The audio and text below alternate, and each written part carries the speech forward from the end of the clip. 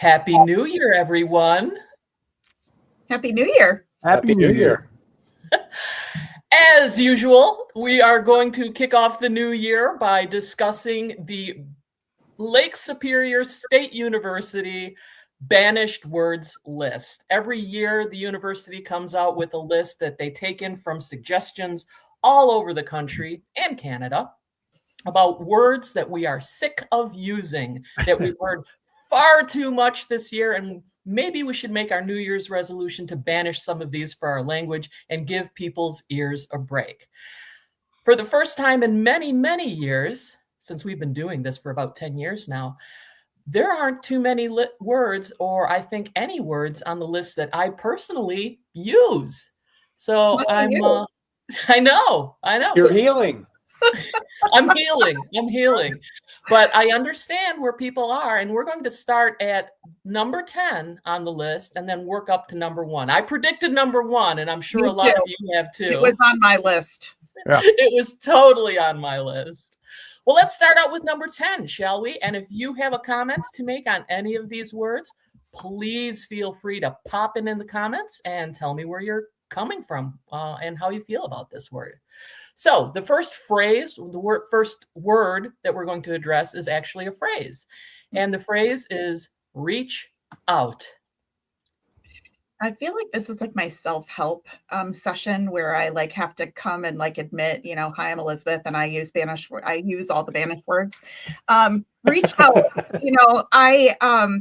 I wish I didn't use it. I want to ban it from myself, but I certainly this wasn't part of my vocabulary this year. Well, really? what's the context there? How do you use it?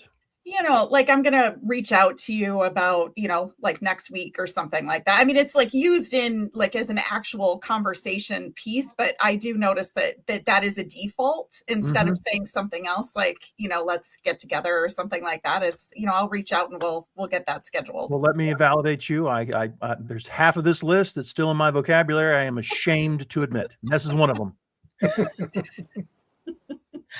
I think reach out first gained a lot of prominence during the pandemic lockdowns where people did reach out meetings and they were reaching out through email. I think there was this yearning to touch. And I think that's just my 2 cents about where that phrase came from. I don't feel the weight on this one. I mean, they got to make a list. It's a great list, but I don't feel huge weight. Maybe that's why it's number 10 instead of number 1. It can be overused. Like Laura and I, we were talking the other day about authenticity. Remember that? And it's not going anywhere, but it does feel tired and old. And this is one of those for sure. Yeah. I remember when I first got onto Facebook, I can't remember when that was, like 2009 or something like that, that people that I hadn't talked to since high school or, somewhere in the distant future would say, thanks for reaching out. I shouldn't say nobody, but you never heard as much. Well, it's so great to hear from you. I got thanks for reaching out. like it was an effort. And as an aside, I'm actually undergoing physical therapy right now because of reaching out, aggravated an injury. And, Chris Willis points out that reach out is a handy word to use on Slack in particular. And that might have to do with the idea that we're talking to each other a lot in a faceless and voiceless medium, and that we have this yearning to touch. And I think that may be where that's coming from. And I agree with Todd 100%. I think that was on the list last year that we have to stop saying 100%. But but I do agree with you on that totally, that how's that? And completely that it doesn't have the weight that the others do. Tom Green says, reach out is corporate speak. And I'm feeling that, Tom. Yeah, I'm feeling I guess that a lot. that's true. Yeah. Okay, well, let's move on to the second word on the list, or actually word that came in number 9, and that is the phrase, my bad. How do we feel about my bad? I'm very embarrassed to admit this, but when I confessed that, easily half of this list is still in my go-to vocabulary, my bad is very, child of the 80s. I don't know how to explain it. I'm not embarrassed as much as I'm just trying to be honest. I say my bad all the time. I hope I'm not making people cringe. Yeah, I first picked it up playing street basketball, like when I was a teenager. And, in street basketball, you don't have a referee, so you call your own fouls. And so it was like typically that if you hack somebody or double dribbled, you'd say, my bad. And then, where I lived in the South at the time, it would say my bad. And they would say your ball as y'all's ball or y'all ball. And so I still say that now to this day when I have like a minor, screwing up, I say, my bad, and I can't reflexively say y'all ball on top of it. Scott, where were you? I had 14 years in Memphis, and that sounds exactly like what we did too. Oh, I lived in the Orlando area and went to school in Gainesville, and lived in Tallahassee for a bit. My bad. My ball. All right, Elizabeth, where do you stand on this? Because I enjoy listening to what the men are saying about that I see how that can be a really useful sports term, and it probably originated there because you're playing basketball and you're sweating and panting. You don't want to say, oh, pardon me, I am at fault here. You want to say something short and breathless almost. And I think that is probably why it's not in my vocabulary, because I'm not a basketball player. I don't play sports. So that wouldn't have crept into my vocabulary. Elizabeth? Yeah, it's interesting, Laura. My first thought when I saw this list was, gosh, I don't really even hear that much anymore. But I think as we get into this list, I also don't have children. So I think that some of these things, maybe I just am not surrounded by the right audience. But I think about, like, when I say, if I were to say, oh, that's my bad, my mistake, like, I would certainly follow it up with mistake. I don't think I ever use it sort of on its own. It's not usually my first go-to, but I certainly, have heard it around the streets, as it were. And I certainly, like Todd and Scott, as we sort of talk about like our history, I remember it more from like the first time around than so much now, I guess. You seem refined. This is our first chance to meet, but you seem refined. The way you said the street is hilarious because you've never been on the street. I can tell you, I have two Gen Z boys, wonderful, wonderful humans. And I don't know if it's me or their Gen. I don't know, but they both say my bad all the time. And they're hoopers too. So maybe that's it. Yeah, good parenting, Todd. Well, let's move on to number 8, shall we? And the word there that we have is gift or gifted. And I don't think they mean it like, hey, Scott, I just bought you a gift.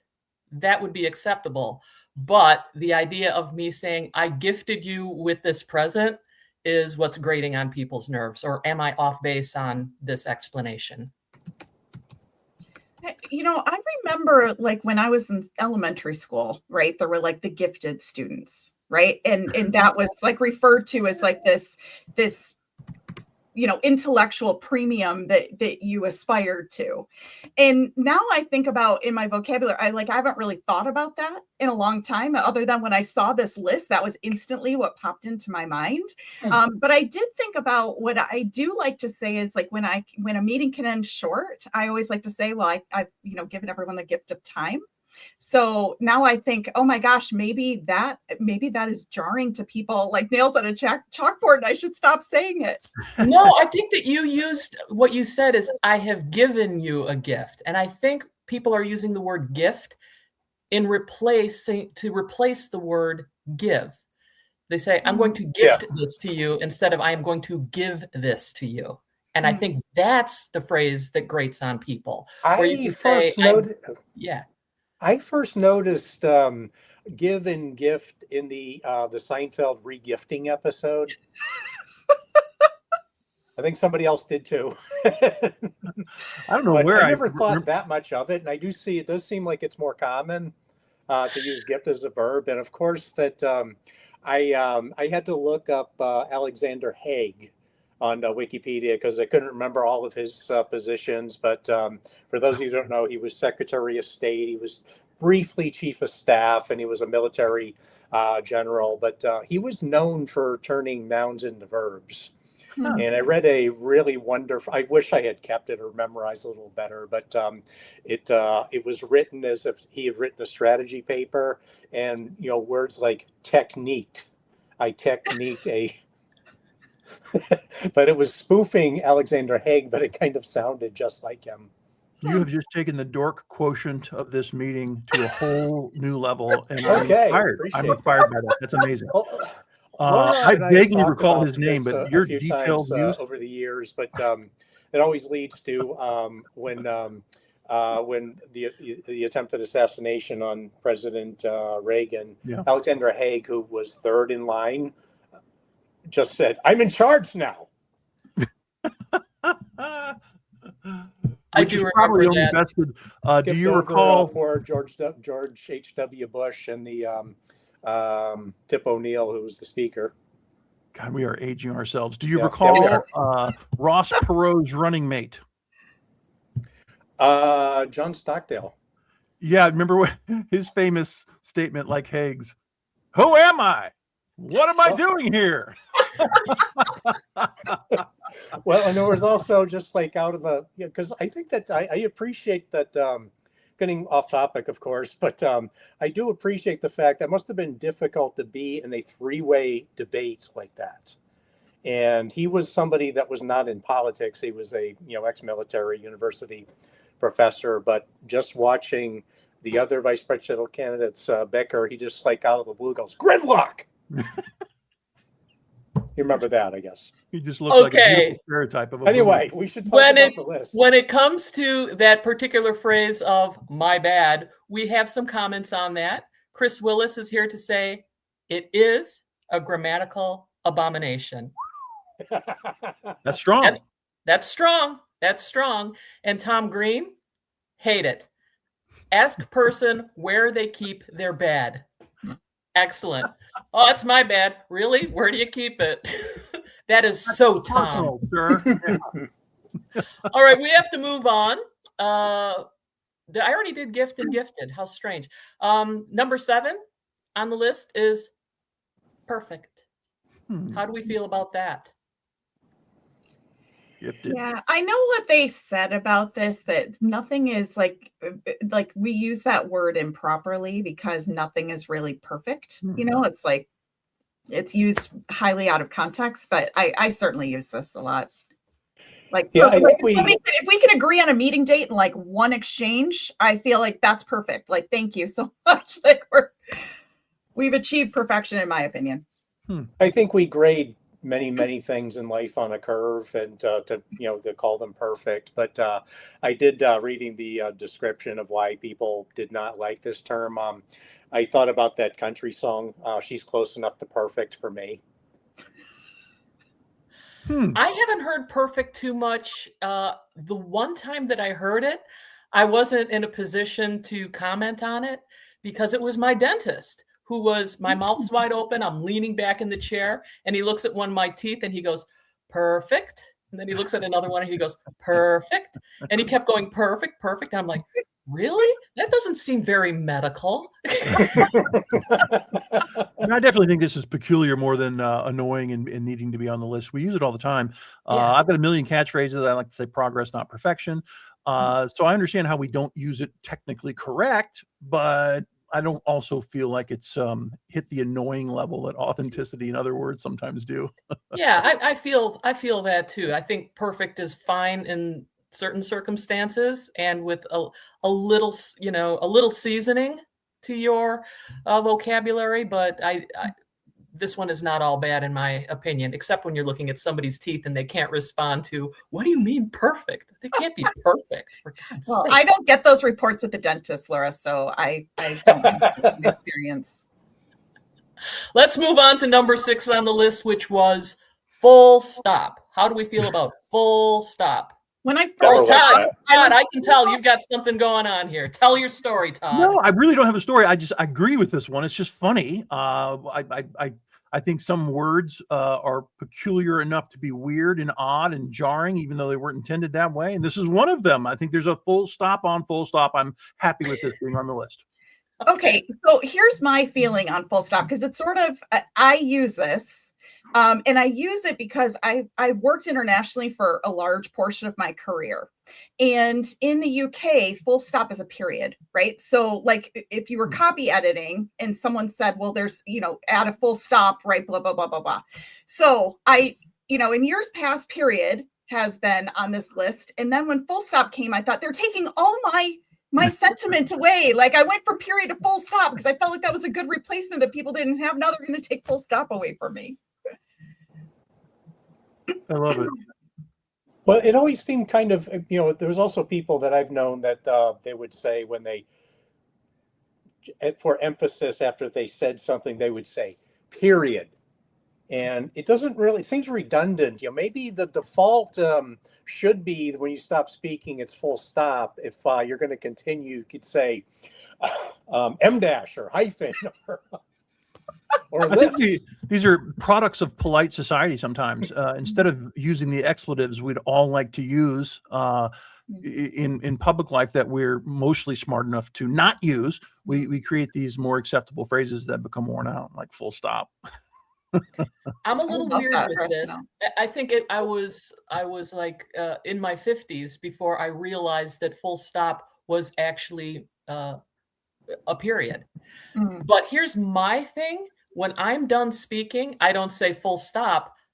I just stop speaking and don't say it. I don't use period either because I'm speaking. That is a written thing to do, not a speaking thing to do. And I wonder if people who say full stop or period haven't structured what they're saying well enough so that people don't know that it is actually the end of their sentence. So I'm not really sure where this is going, but I've heard people say it, but I haven't heard people over say it. That's just where I'm sitting here in Grand Rapids, Michigan. I haven't. Go ahead. No, please. I was going to say I haven't overheard it either, but it's interesting, and you've got so much experience as a presentation coach. People don't know what they're saying in the moment; they just react, and they often, one of the most common things I ever see in any speaker is a redundancy. They feel they haven't emphasized or made a point enough that they've got to say something else that was kind of already said. I think this falls into that category. It's I both am thankful as well as mortified, Laura, when you bring up things that are like, duh, of course, that's why I do it. I get really, in case you haven't noticed already, I get very passionate and excited about things. And sometimes I feel like I'm going at a rate where maybe I say that even for myself, like full stop, like I'm done talking now, like that I've made my point. I want you to understand that I've made my point and I'm done now. Full stop. See, now in a coaching call, I might do something along the lines of, we have to find a better ending for you. I'm not going to do it from stage, but like if I'm on the phone with someone, I might be more inclined to use that phrase. You know it's an what? interesting point, though. I mean, when people use these phrases, we haven't addressed this for any of them. How are people perceived when they use or overuse one of these phrases? That's a really interesting question. And I think the answer is some people don't notice, and a lot of people do notice, and they think to themselves, oh, how cliche, how redundant, how lacking in something unique this person is in terms of having something to say. That's interesting. Full stop. Well, if I'm wondering if it was really necessary to tell people by saying full stop or period. Why don't we do that after every sentence? And I know it's for emphasis. Maybe we need to say exclamation mark if we want to throw the emphasis on there, or the thinking of Burt Ward as Robin in the old TV show. How?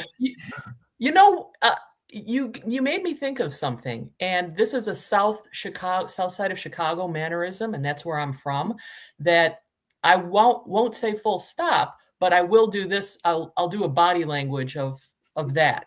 And I don't see people in the Midwest other than Chicago do that. It's over. It's done. That sharp little motion. But I think that we probably have other little tricks that we do sometimes to say dead to me. I mean, that's the thing that I would say, dead to me, and done. I'm done with that. Aren't we starting to be trained, though, to speak in punctuation? Because, like, if you do voice text, Like if you want to dictate a text in order for any True. form of, sentence structure, like if you don't just want one sentence, you've got to sort of say like, period and or comma or, whatever it is to ensure the fact that your correct sentiment comes through. So I wonder if maybe some of this also might be a holdover from us sort of being trained in that for the last few years. True. Well, I also wondered that when people say full stop, I kind of suspect that they were speaking in their own mind in all caps. It could be. Chris Willis chimes in and says that her husband, Robert, says it's like how the Brits use brilliant. And I think that's kind of going on with what Elizabeth said, that it's a Britishism that we've adopted. Yeah. And listening to this reminds me of when I went off to college, my father told me to come home stupid. Not to come home stupid. Not to come home stupid. Oh, come Yeah, home, stupid. Don't come home stupid. I've not heard that, but now I want to use that. Maybe that will be the closing to my next speech. Thank you for listening. Don't leave stupid. It could be my tagline. It could be. Well, let's move on to something else. We are halfway through our list at number 5, and the word there is incentivize. How do we feel about the word incentivize? So I saw in this one, they said, why can't we use, motivate? And I feel like incentivize and motivate are not the same things. One is that motivation is just like could be done just through words, right? Mm-hmm. Versus incentivization, to me would be that I would receive something, like it would be more monetarily based. Yeah, there's something there you're gonna get. Absolutely, yeah. I agree. Yeah. Okay.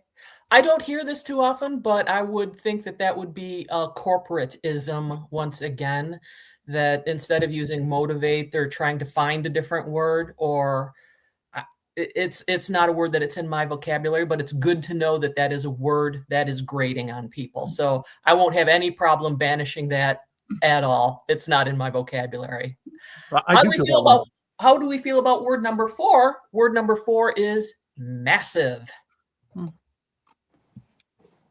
I use this. Do you? You sounded so defeated. Because I use it. I probably am the reason for the banishment. Oh. Well, give me an example. How do you use it? Oh, I use it for all different things. Like, that's going to be a massive time suck, or, it's like, it's just part of my vocabulary. I'm trying to think of other examples, but that was the first one that came to mind. Now, I don't use massive, but I may be guilty of saying super, which is the same sentiment. It is that qualifier or that kind of jargony, trendy word to say massive or big or very. We get a little burned out on using very, so it's like, let's say super, and maybe I should let that one go instead of massive. I won't enter massive into my vocabulary, but maybe I should cool it on the supers. Yeah, I use Uber too much. Okay, but not the car ride service. Yeah, probably should have to clarify that. Yeah. Or as Chris chimes in to say, massive is huge. Or huge, as they say in some parts of the country. Let me go against the grain and say that I like this word. I don't think it needs to be on the list. There was one a few years ago. I don't know if it was on this list, but it was much talked about, and the word is ginormous. It became an actual word just a few years back. And I don't know why. Maybe I'm just old. I just can't stand that word. It was a piece of slang, and then it became a real word. I'd just as soon say massive. Massive is fine. I like ginormous, though. I don't use it, but I like that it's a portmanteau or a mashup of two different words of giant and enormous. And now you've created ginormous. And I don't use it, but I appreciate the sentiment behind it, because language is a living, growing thing. Sure. And it's one of those things. I don't hear it so much anymore. Ginormous. I think massive sounds more sophisticated than ginormous. Like I would use them in very different contexts. Okay. Ginormous would be like hyperbole. You know what I mean? Like it's ginormous. Whereas like massive might be, you know, how I talk about impacts of artificial intelligence without any policy. Yeah, I don't have a problem with massive. Personally, if you want to use massive, my ear hasn't overheard massive yet. Mm-mm. We haven't achieved peak massive, in my opinion. But how do we feel about word number 3, which is cooked?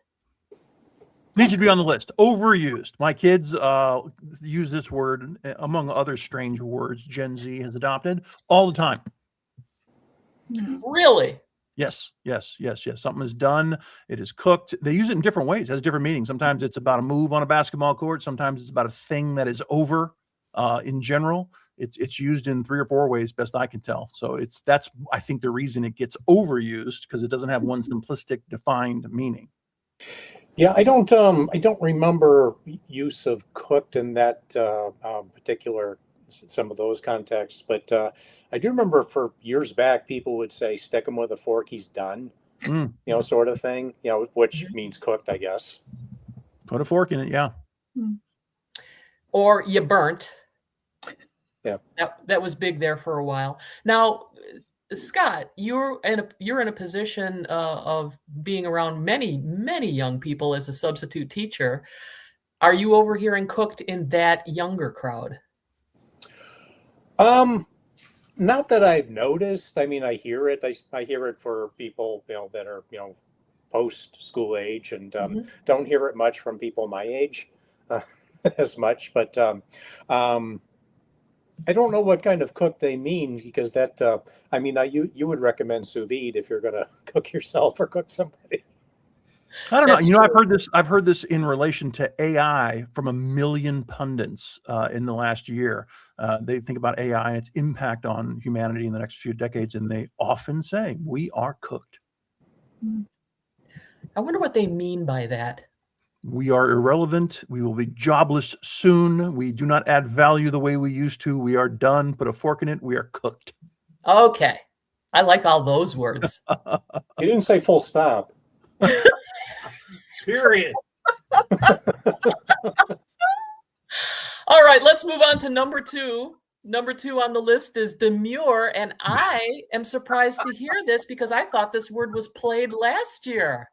I don't hear people say demure so much anymore because there was a bit of a backlash against demure. What have you hear? What are you guys hearing that I'm not hearing? I don't hear it that much. I know that it became, you know, very popular on social media after an influencer called themselves demure in a post, but I think it was a video. But it just seemed like, I don't know why there was so much backlash towards the word from the beginning, and you know, or also the fact that it was getting so much use all of a sudden either. I think this is the vanilla ice of the list. In 1 or 2 hot moments, very likable and popular, and then instantly turning into something negative and hated. I remember the video you mentioned, Scott. There was a woman, I think it was more of a viral thing as opposed to an influencer who was already known. And she said something about, you know, look at me, I'm put together, I'm demure. And it was funny and very unique the way she said this. And she was just the thing for a week. And after that week, she was just the thing everyone made fun of. And it was so potent, again, much like Vanilla Ice, strangely potent, that it found its way to this list. I think each of these words found different paths, different ways to end up on the list. This one was a thing that was unique and went viral and was loved, and then it was too sugary, and moments later it was hated.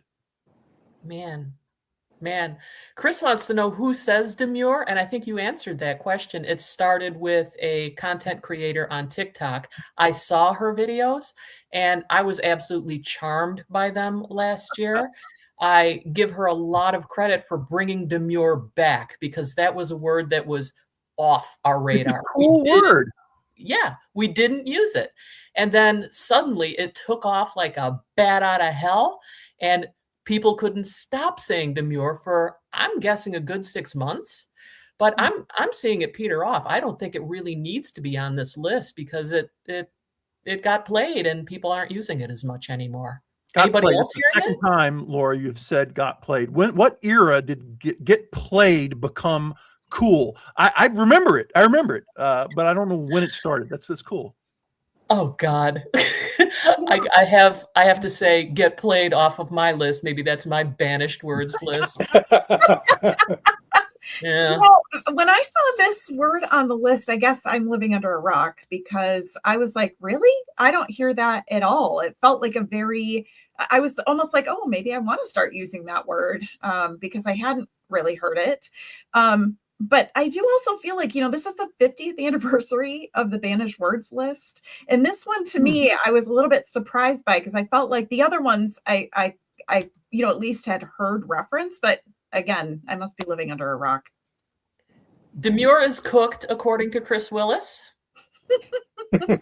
Fair enough. I will say living underneath a rock, that's one that grates on my nerves a little bit because of course you don't live underneath a rock. And here's the other weird thing about underneath a rock. A lot of people will say, well, unless you're living underneath a rock, you don't know this. And it is almost always something that I don't know. And it feels like that they're making fun of me for being old and out of touch. So I think I'm going to introduce completely new concepts that no one has ever heard of before, and then say, well, in an offhand way, well, unless you're under a rock, you know what this means. It just seems kind of snobby to me. Full confession, when I hear someone they admit to not knowing a TikTok trend, which is what I think Elizabeth just did, I'm jealous and impressed and envious. It means you're probably healthier than I am because you're not wasting your time with brain rot on TikTok. I spend a lot of time in defense and aerospace, so things that originate in China, I don't participate in or support. So anything that's on TikTok, unless it's shared to like Instagram, I probably don't and will not know about it. Okay. All right. And then the number one word on our list is something we all predicted would be there. And I was not at all surprised to learn that in the 50 years of Lake Superior State University doing this, that this was the overwhelming by a landslide number one, 6-7. Okay. I won't start this one. Somebody else has got to have an opinion on this. What is it? I'm happy to jump in. Again, I'm surrounded by young people and their friends, and this is everywhere. And this is why I'm happy it's on the list and why I believe it makes sense that it scored so highly, so to speak. It means nothing. Right. It means nothing. And yet people can't get more joyous in using it, which is baffling to me. So there's 75 types of memes, video memes you'll see on social media that use it. For example, high school or college basketball, you'll see a crowd sit like this and do nothing as the game is played until 6 and 7 points show up on the board. And then they erupt after you pass 6 points and 7 points. They erupt and sometimes storm the court. This is absurdity at its best. I don't understand it. And the old guy in me wants it to go away. Yeah. And one video that I've seen, you may have seen this one, Todd. It was like, I think it was out of Five Guys. That's what it looked like. But people were like milling around the register, and the guy that was calling out the orders was order 62. And then it just like 67, they just go nuts. And it's just okay, like you said, it's joyous. I mean, they're not stealing hubcaps. I don't know why, grown-ups are so offended. Not offended, definitely annoyed, not offended, but you're right. They get crazy amounts of joy out of someone somewhere saying 6-7. Well, it's bizarre that like you could be saying something really important or even performing in a way, and it just seems like just that one thing is the only thing they react to. I don't know. I kept asking the first time I heard it. I was like, I don't understand what it is. I like literally do not understand what it is at all. It's a problem for smart people. I don't want to be an intellectual myself, and I got to tell you, I seek meaning, and this is the opposite of that. Can I give this to you? I am in complete contrariness to everything that everyone has said. I absolutely love 6-7. I adore that it's on the list because it guarantees that it will continue for months longer. if not years longer. Because in time immemorial, kids have come up with new fads and new ways of expressing themselves. And if it irritates adults, so much the better. Adults have not learned our lesson. Nope. The more we hate something, the more they are going to do it. I also love 6-7 because it is meaningless. That is just, to me, the epitome of postmodern art. It's a beautiful art form. The things in the way that people are using it and expressing themselves, a form of self-expression over the meaninglessness. Yeah. It's the art piece of the year, in my opinion. Duct tape to the wall. Yeah. Well, Yeah. because I do work in schools, I do have a lot of 6-7 exposure, and it's That sounds like a why are they condition. saying that, and but it's just like, it's funny. Like, I think that most of the schools that I've worked with, and I work with a lot of schools, is that I think that the policy is fairly laid back in most of them. You see, like, in individual classrooms that I mean, you almost see like teachers turning into Dana Carvey as the church lady, going, "We don't say that in this class," and whatever. Just like you just fueled it. And but I mean, like, some of the instances where some of the schools have rolled with it. One school that I work in periodically, that they asked the art teacher, if this was an elementary school, they asked the art teacher, says, as we get near the 67th day of school, could we make crowns that say 6-7 on them? So 67th day of school, kid was wearing a 6-7 crown. Another school, it was like, getting, kind of out of hand at that one. I was only there a couple of days, and I was working with a very isolated population. But I guess that there was, it can be a distraction in classrooms. I understand that. But what the school did, I only noticed this when I was on my way out the last day, that they had changed the sign at the entrance that said, question, how many nights per week should you be reading? And it said, answer, 6-7. Scott, I've had a lot of careers. My first career was in academia, or my second career, and I studied creativity. And one of the things we lament, and it's true, is that all of us making fun of ourselves in this little session for being old were once young people engaging for the sake of engaging and doing our own versions of 6-7. And somehow that joy has turned into us feeling annoyed. And that is sad, but true. And admitting it maybe is a hedge against overindulging in it. Well, we've got some opinions coming in, as you might imagine. We've got Murphy, who is saying schools should ban it. I don't know how you're going to teach prime numbers and get away with not saying. We should ban all prime numbers. Yeah, let's ban all prime numbers and go on from there. Let's see.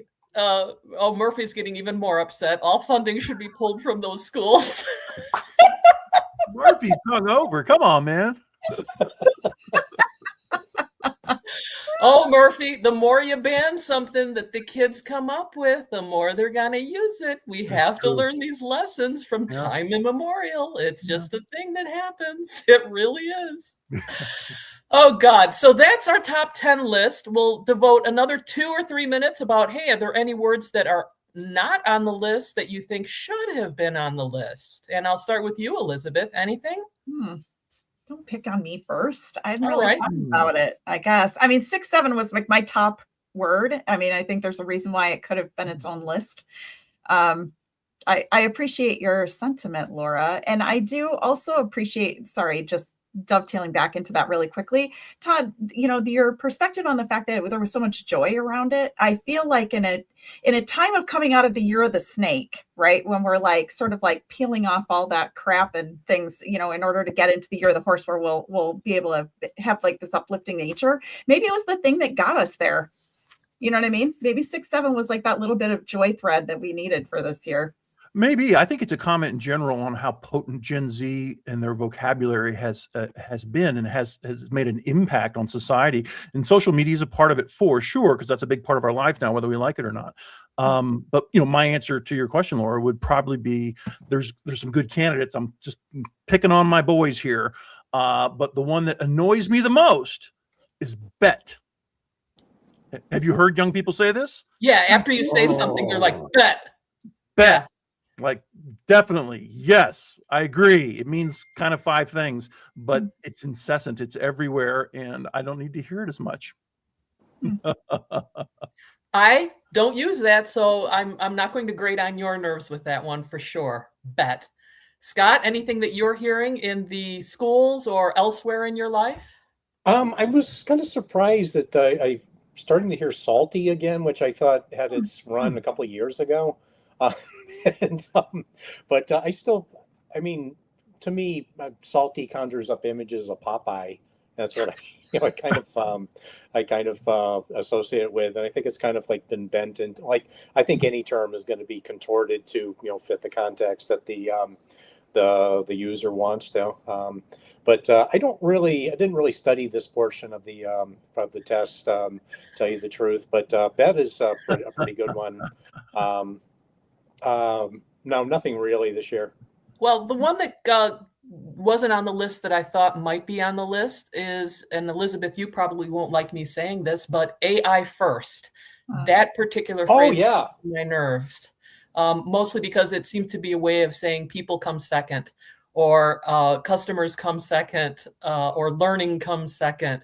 So I actually just quit working with an organization, or quit being a client of theirs, because they said, well, we're transforming into an AI first organization.